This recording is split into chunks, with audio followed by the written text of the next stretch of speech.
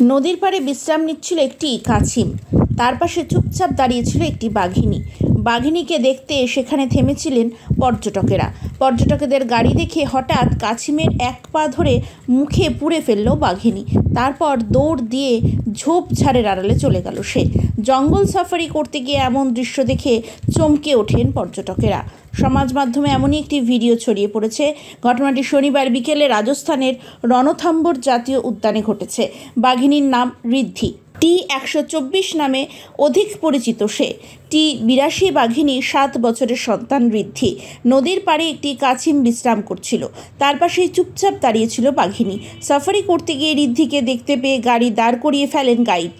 পর্যটকদের দেখে কাছিমের পা টেনে ধরল বাঘিনী।